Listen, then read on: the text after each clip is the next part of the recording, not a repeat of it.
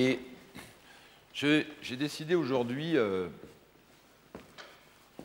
faire une expérience que j'ai jamais fait avec le quatuor, avec mes quatuors, puisqu'en fait ils sont ils sont trop récents. Mais j'ai eu... Alors le quatuor d'Adèle, il faut d'abord que je vous les présente, parce que c'est des merveilleux amis et musiciens qui sont parmi donc les quatuors à cordes les plus fameux en Europe, qui nous font l'amitié d'être là, ici, ce soir. Et nous avons aussi une grande expérience commune, puisqu'ils jouent mes 5 quatuors. Et nous avons beaucoup travaillé cette question-là. Je laisserai la parole tout à l'heure à l'un d'eux, parce que j'ai pensé aussi que vous avez eu beaucoup de musiciens ici, vous avez vu beaucoup de musiciens, vous m'avez beaucoup entendu, mais vous n'avez pas entendu beaucoup de musiciens parler. Et puis pour cette dernière intervention, puisque ici au Collège Secours est le dernier donc, de cette série, et dans laquelle il y aura des musiciens, puisque pour l'opéra, évidemment, c'est plus compliqué, vous comprenez bien. Tout à l'heure, je vais donner la parole à quelqu'un de vous, là, vous allez vous choisir, je ne sais pas, vous allez dire ce que vous voulez. Mais avant, comme une espèce de petit apéritif, ce que je voudrais, c'est qu'on donnait 2 exemples, le quatuor 4 et le quatuor 5, et j'aimerais après faire une expérience, c'est-à-dire que nous allons enchaîner le 4 et le 5 ensemble, ce qui fera une grande pièce de musique, mais qui peut également vous éclairer sur les connexions et les interconnexions de cette écriture très particulière qui est celle du quatuor à cordes. Alors, le quatuor 4, on va jouer le début.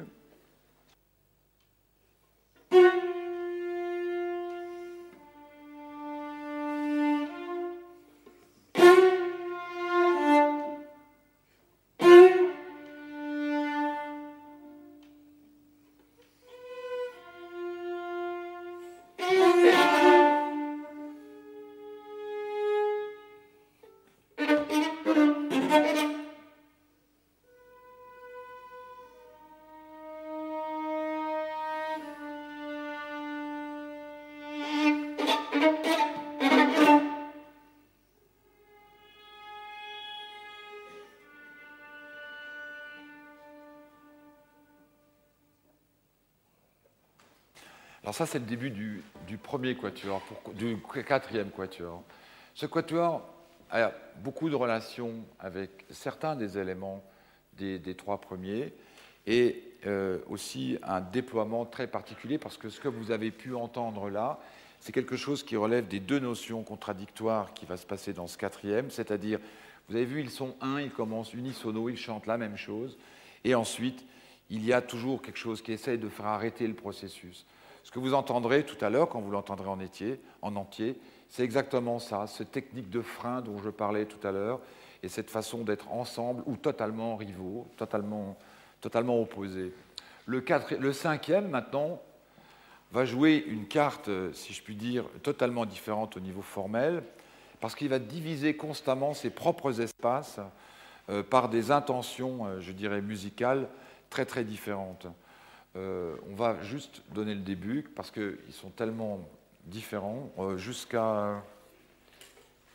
Je disais tout à l'heure à propos des formes de fumée, que là, ce quatuor commence donc par des pizzicato qui vont être, dont l'espace, tout ça est une question de représentation mentale, c'est une question abstraite, vous comprenez cette métaphore de la fumée, je ne fais pas de la fumée quand j'écris des quatuors, mais cette division de l'espace que vous avez pu voir est une image qui m'avait beaucoup frappé lorsque j'ai composé le 5e.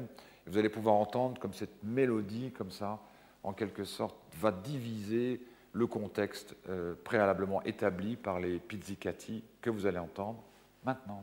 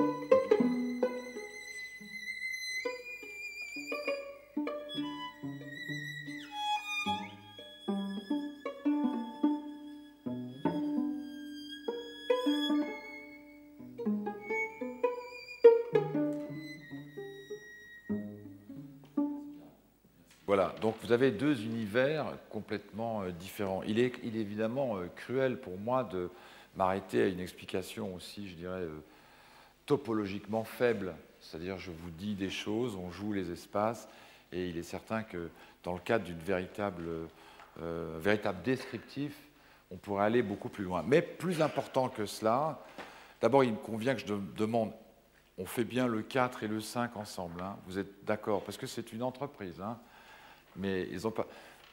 Est-ce que quelqu'un veut parler au public de ce qu'est cette question du quatuor à cordes pour vous? Peut-être après, non? Mais après, tu sais, les gens sont fatigués, ils s'en vont. On ne peut pas parler à plusieurs en quelques mots. Ouais, ouais. On aime bien parler à plusieurs. Ah oui, vous aimez bien parler à plusieurs. Oui, c'est vrai, ils sont comme moi, ils sont très bavards. Ça se voit beaucoup moins, mais... Peut-être maintenant. Non, moi, ce qui m'importait, c'était au fond de me dire, parce que j'ai eu des demandes naturellement après les cours, ce que les musiciens en pensent. Mais qu'est-ce qu'ils pensent, les musiciens? Moi, je dis, bah, vous savez, il faut leur demander. Donc, je me suis dit aujourd'hui, puisque c'est la dernière intervention de musiciens au collège, si l'un de vous avait la gentillesse de pouvoir exprimer quelque chose qui relève de votre travail. Je vais commencer à demander à mes collègues de compléter. Une chose qui nous frappe, d'une part, c'est que ce qu'on a entendu aujourd'hui est quelque part des choses que tu nous avais jamais dévoilées.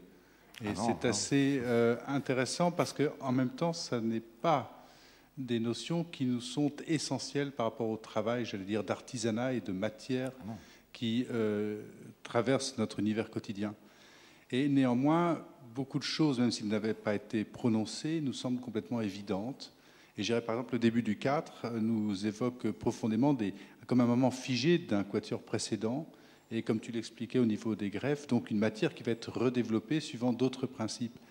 Et ce qui nous passionne aussi, comme moi, ce qui m'a beaucoup intéressé dans ce que j'ai entendu aujourd'hui, c'est que finalement, un système a été évoqué, qui est un système, presque une procédure parfois, mais que l'on peut imaginer que la même série de notes soit utilisée avec le même genre de procédure par d'autres, mais ça ne suffit pas pour nous expliquer que quand nous commençons à travailler ton 5e quatuor, par exemple, on remarque tout de suite une identité très forte. Et c'est là peut-être où est la place du secret, c'est qu'aussi loin que les choses pourront être expliquées, elles pour nous, n'auront pas la même évidence que cette espèce de sentiment sur la matière de la musique, et qui, par ailleurs, en plus, nous demande ensuite de faire le même travail que celui que nous ferions dans une œuvre majeure du répertoire, que ce soit un quatuor de Bartók ou un quatuor de Beethoven, où notre tâche est d'essayer de redonner à cette matière une vie provisoire, pour qu'elle ne soit pas seulement limitée à une écriture, justement. Mais peut-être mes collègues veulent ajouter des choses... Mais enfin, c'est vraiment cette identité, donc quel que soit le traitement fait, c'est cette identité très forte que l'on ressent entre les 5 quatuors et qui est vraiment une perception, j'allais dire, matérielle et artisanale du traitement de cette matière. Et sans doute aussi, quand tu parlais d'objets musicaux pris initialement, peut-être que ceux-là contiennent aussi leurs secrets.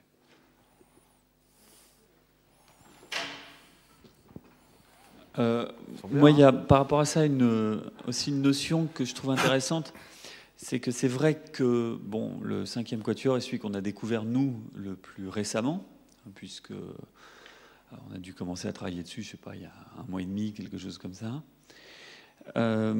Et par rapport au 4e, bon, nous en fait on a commencé par travailler le 3e, puis le 1er, puis le 4e, puis le 2nd, puis le 5e en fait dans l'ordre. Et en fait, je trouve entre 2, 3, 4, on sent une évolution un petit peu, c'est peut-être pas le cas, mais ce que nous on ressent en tant qu'un peu travailleur manuel, je dirais, une sorte d'évolution presque linéaire vers quelque chose. Et je trouve que le 5e a un côté très synthétique par rapport à ça. C'est entre autres, on retrouve des espèces de flux d'énergie qui font terriblement penser à d'autres flux d'énergie rencontrés dans Time Zone. Et pour nous, c'est toujours quelque chose de passionnant de toute façon, toujours de découvrir une nouvelle œuvre, encore beaucoup plus d'un compositeur qu'on aime beaucoup, mais aussi dont on connaît bien la musique. Et c'est un peu, je sais pas si vous avez, enfin c'est complètement idiot comme image ce que je vais dire, mais bon, on dit ce qu'on est capable de dire. Si vous connaissez très très bien, très intimement une famille, puis vous rencontrez un membre de la famille que vous n'avez jamais rencontré, vous allez retrouver plein de choses différentes et puis plein de choses qui vous rappellent intimement d'autres choses. Et il y a quelque chose pour ça de émotivement très fort, je trouve. Et d'ailleurs, on est très impatient de découvrir le 6e. Et je crois en tout cas, nous, en tant qu'interprètes, il y a une chose, et on la sent beaucoup quand tu parles, qu'on ressent, c'est-à-dire que bon, c'est une musique, et tu en parlais tout à l'heure dans la répétition, du temps passé sur chaque note, sur chaque nuance, du fait qu'il n'y ait pas de notion de hasard dans ce que tu écris. Enfin, c'est très très travaillé, on le sent. On sent aussi les heures de labeur, quelque part, dans une œuvre comme ça. Et c'est peut-être justement ce qui fait que ça pourrait pas être, en étant presque ça, ce serait pas ça, quoi. Et pour les interprètes, c'est bien sûr après beaucoup de travail pour essayer d'être le plus fidèle possible à ça. Mais ce qu'on ressent beaucoup en jouant, presque un côté physique et un côté très très sensuel en fait dans cette musique. Et ça, je crois qu'effectivement, dans les 5 œuvres, d'une manière différente, on ressent très fort ce côté de musique presque organique et presque physique. Et je dois dire, pour des interprètes, c'est quelque chose de formidable parce qu'on reçoit beaucoup à travailler et à jouer cette musique.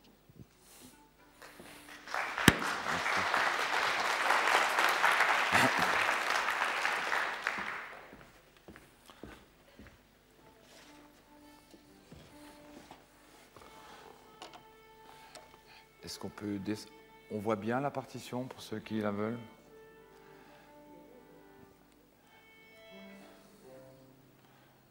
Attendez, je vais mettre les 4 et 5 enchaînés. Ouais.